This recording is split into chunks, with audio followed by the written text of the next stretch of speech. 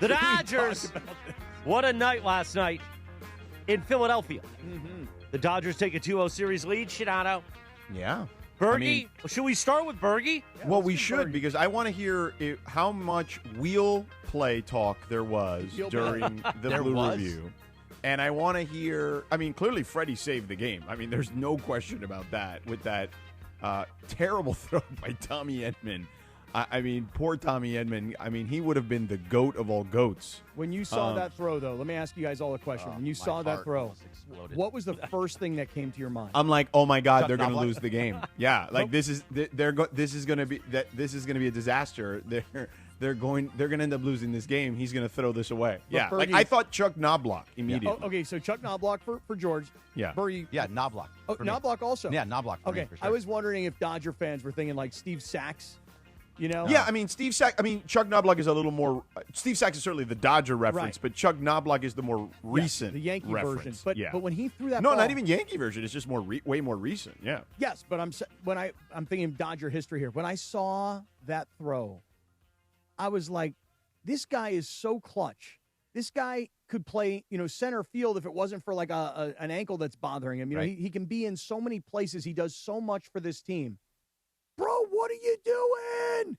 And Freddie with an incredible save. And there was a part of me that was wondering, did he come off the bag?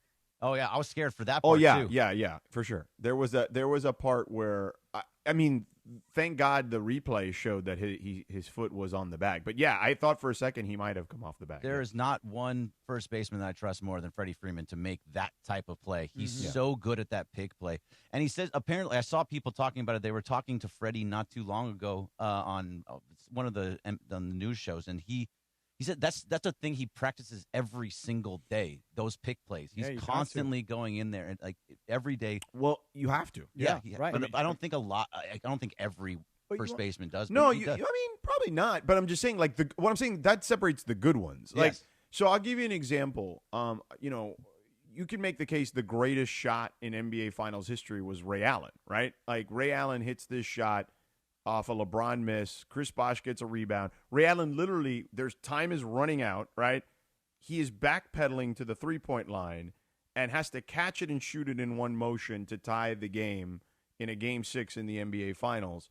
And, after the game, like, I remember LeBron and those guys saying, like, he practices that every day. He is literally puts himself on the floor, stands up, sprints backwards, and has someone pass him the ball and shoot it in one motion, and he doesn't even have to look down at the three-point line or whether he's in bounds.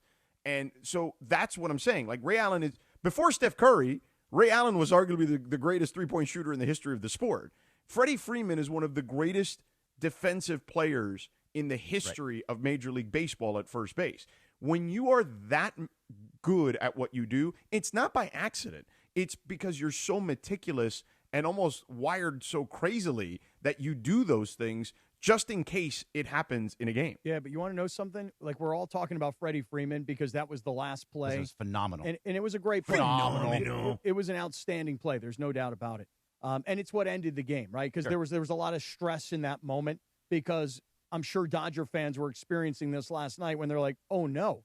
Wait, is this bullpen going to come in here and blow this thing up? Oh, yeah. It was a brilliant pitching performance on both sides, really, Right. Yeah. But you want to know, for me, there are two other defensive plays in this game that I'll walk away from. The wheel play? The wheel play, but, first of all, you talk about, like, practicing. They don't practice that. They play. do not practice. Well, this is my right. point. So Freddie Freeman practices, digging out these balls that are, one hoppers to first base, right? When you look at Max Muncy, and everybody's going to talk about the wheel play. Everybody's going to call it the wheel play, right? But when you look at what he called it the wheel play. Yeah, but what I want to point out is this. When you look at Max Muncy, the way for a guy his age, who's dealt with his injuries, who's a little, just an ounce plump, you know what I mean? You don't look at him as like a world-class athlete. Are you fat-shaming him? No, not at all. I'm crediting What's wrong him. with you? I'm crediting him because here's the amazing part of the play, is that when he rushes the bunt, his body is literally turned to third base before he even really collects the ball. Yep. You understand what I'm saying? Yep, yeah. Like, he rushes the batter. Yeah. The ball is rolling. His body is turned, and he makes a perfect throw. So that play it's a little under the radar now only because of the Freddie play and also the Miguel Rojas play at third base where he dives onto third base. Diving. That was actually a dumb play, but he got there. But it was an amazing play, right? Because it took – think about it, that he could have thrown the ball a lot faster and gotten the runner a lot easier. Yes. But he made a spectacular play. So the defense really did come to the rescue in this game in so many ways. Completely. Right. And by the way, they ran the wheel play because Mookie Betts told them to run the wheel play. What's interesting when the Dodgers were in the last series, we spent a lot of time, discussing Mookie Betts' issues at the plate, right? But and we even discussed that maybe that he should go back to his natural position in the outfield and this, that, and the other. Boog Sciambi during that series mentioned something, and I mean, I've known him forever, so I know he's right. And then I still looked it up just because it was so astonishing, I couldn't believe it. No one had more runs saved at shortstop this year than Mookie Betts. He was a lead at shortstop this year. Yeah. And it wasn't at the beginning. It actually kind of the latter part of the year is where he really, really became that much better. Over the span of the season, he saved more runs than anyone at shortstop, and that was astonishing to hear. Because it's just like you think your own confirmation bias, which is he's struggling at the plate. It's not his natural position. But to Greg's point, he was absolutely elite. And he's the guy, that Max Muncy said in his postgame, like Mookie told us we got to run the wheel play there. And he, so for him to be the guy to make that suggestion, because he's the one that's going to have to take the brunt of it when Castellanos is going to slide right into his ass. You know what I mean? So, that just goes to show you what kind of player Mookie Betts is that he's been able to shift positions, be elite at shortstop, which is crazy to think, right? And even though, to your point, it has not been a smooth transition per se, and then suggest that play in the moment that mattered the most and really shifted the series because 1-1, who the hell knows what's going to happen? 2-0, you feel pretty damn good about your situation. I mean, the baseball acumen, you know what I mean? Like the smarts. You teach kids in Little League, George. I know you're dealing with Little League right now. You teach kids, have a plan. Okay, when you go to the plate, have a plan. Mm-hmm. When you're at shortstop and you see that there's a runner on second, but third is open, and if the ball comes to you, know where you're going to go with the ball, given how many outs there are and who's on base, et cetera. Have a plan. Mookie Betts played quarterback last night to that entire infield. And then, according to the way they told the story afterwards, is Dave comes out and they're like, we think we'll play here. And he's like, yeah, great idea, fellas. Let's do that. And it just worked out so spectacularly. But for me, again, it all starts with the incredible play by Muncy, because for him to get up and be able to field that ball and then throw the perfect strike to Mookie, where Mookie, by the way, kind of gets run over in the process, right? Like there was a part of me, I was like, oh, man, I hope he's not hurt. But, man, just what a night last night for the Dodgers. There were so many things that had to go absolutely right in that wheel play that they were talking about. And I loved hearing it from all different perspectives, too, from Mookie, from Freddie, from Muncy, from everybody. That, like, Muncy had to be running down way before the pitch was even thrown. Yeah, he had to anticipate it. Yeah. Mookie had to get over to third. Freddie also had to be completely in position to come up if it went up the first base side. But after it didn't happen, he sprinted over to second to keep Stott at first instead of having a free base going to second base. That whole play was just really incredible to watch, especially from the overhead view. Yeah. It was just phenomenal. When was the last time you guys heard the phrase, the wheel play? That was the only time I've ever heard it. Okay, right? Yeah. I've heard it, but it's been a long time. Right, well, that's my point. And honestly, it's probably been the last time I heard it was probably when pitchers used to hit. Yeah, I can't remember. Like when they started talking about it last night, you guys know how I've been complaining about how sweeper is this brand new made up word in baseball. Really not brand new or made up. I was going to bring that up to you yesterday, Kat, because Jeff Francoeur kept talking about it over and over. He kept saying sweeper, over and over and over and over again. I mean, Jeff Francoeur has played a lot of baseball in his day. Yeah. So, I mean, So all of a sudden now, I'm now the guy who doesn't like the phrase the sweeper, because for me, as far as I'm concerned, this is like the first year where everybody's just going sweeper crazy. But the wheel play, when they started talking about the wheel play last night, I thought to myself, I'm like, I can't remember ever hearing about the wheel play as if it's like a regular part of a baseball discussion. Like, I honestly can't remember like the Phillies special. When somebody runs a reverse and then they throw a pass off of it, everybody's like, hey, there's the Philly special. Like, everybody knows that as a name now. The wheel play, I cannot remember the last time I've ever heard anybody use the phrase the wheel play. So apparently the Dodgers ran it, but Miggy Rojas called it against the Angels, and it worked against the Angels earlier this year. They lost that game, but it still worked, and they've called it. So then Mookie, hearing it from Rojas earlier in the year, said that's the play we have to run, and that's why he called it, because he thought about it from when they played the Angels earlier in the year. Wow. I mean, just an amazing, incredible game yesterday. The pitching on both sides was incredible. Blake Snell was great. Luzardo from Philadelphia was outstanding. And then I think a lot of people were really wondering why it took so long to get Sasaki in the game. Oh, you know what I mean? I mean, the Trinan-Vesia thing, people are like, come on, man. So, Cappy, I just looked up. I wanted to see how long people have been calling it the wheel play. Yeah, how long? 200 years? August of 1960 was the first time it was ever uttered. Oh. There's always a thing. It's a recent phrase, right? Briones did Dodgers. Now, Chris, if they would have lost, how would you have blamed Dave Roberts? So here's the funny thing. I got lost in the building, in the loading dock for a while. It's a whole story. Looking for it's a whole thing. But then I came back, and I was watching the end of the game. Actually, I wasn't even watching. We had the audio up. I was sitting in Tommy's office talking to him. So you were listening to the ESPN radio version? Yes, and I was looking at the game box as it was happening. Did we run the game? No, we ran it on the app. Oh. So you sound disappointed, George. I'm just saying, we used to run it on the air all the time back in the day. Well, we were doing a live remote at Philippe's for Anheuser-Busch. Oh, that's right. I forgot. How was the French dip there, by the way? I didn't go. Because this whole whoop thing delayed me. Oh, it's a I whole thought you story. were going to have a French dip and tell me how great it was. No, Parker Bell brought back French dips for everybody, forgot me. What? Oh, wow, Parker Bell. What? Yeah. How could you forget Chris? The whole thing. Did you give up yours to Chris? Hey, sorry, I forgot yours. I mean, didn't we take Parker with us when we went to the original French dip joint? It doesn't matter. Anyway, so I'm talking to Tommy, and I'm following the game tracker, and we're hearing the audio, and I go, hear Bergman? We could hear Bergman from his office, which is it's like, half a football field away. And I'm like, if they score, this is going to be amazing to hear the meltdown. And then they did, and we heard Bergman go, yeah! I got a little visceral at that point. I was like, yeah, I got shot up. It was great. Yeah.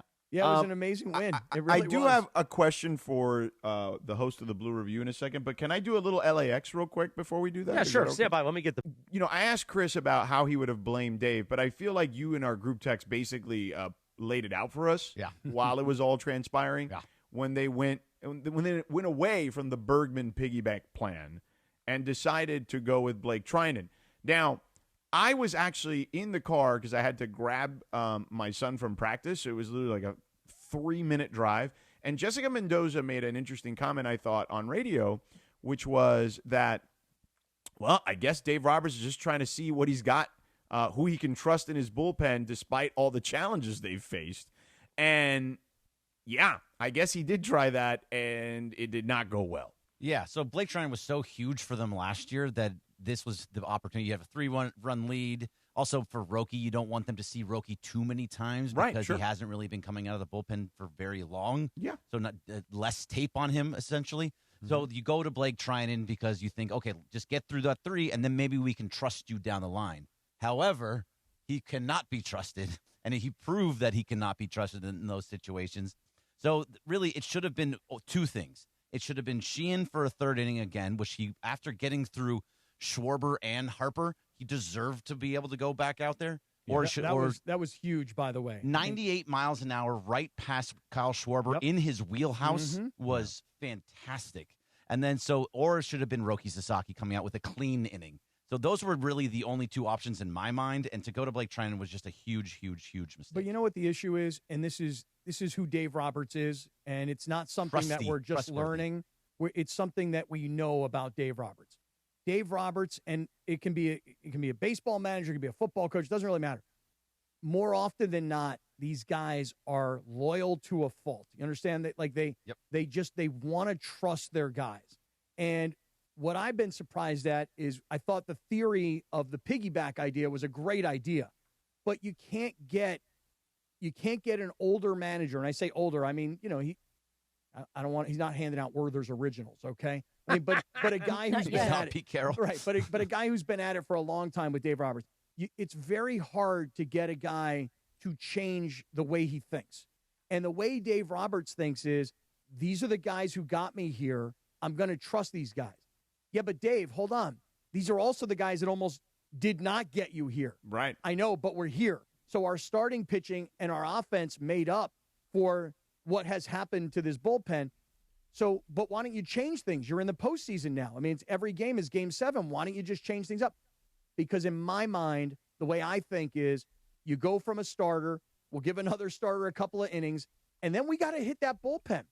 And I just think that he's not alone in his inability to get over what is common practice. And he's loyal to a fault. He believes in his guys, even when those of us out here have given up on these characters. Yeah, you're absolutely right. But then also, the issue with the piggyback plan is very much in a 7-game series, and now in these next 2 series, if they get past the Phillies, which I hope they do, that in those 7-game series and 2 back-to-back 7-game series, it's going to be really hard to do that, especially even with the 3 starters. If they go 6-7 innings, great, it possibly can work. But if there's any type of issue, it just really, you can't go to Sheehan, Glasnow, Kershaw over and over and over again and not see the bullpen at all. That's where it's going to really start to get really, really dicey. That bullpen is going to have to come into play at some point, and if they are going to falter just like they just did, this team is in trouble. Dave is trying to give them a clean slate, right? In a new series, right. and it's not necessarily working. You know what I'm saying? Like and I get his logic if that's indeed the case. What you're saying, Cappy, like I get it, but you can, man, at this point, the games are getting so much tighter, and in regards to one decision can really swing a game. That I don't know if you can do that on a series-to-series basis.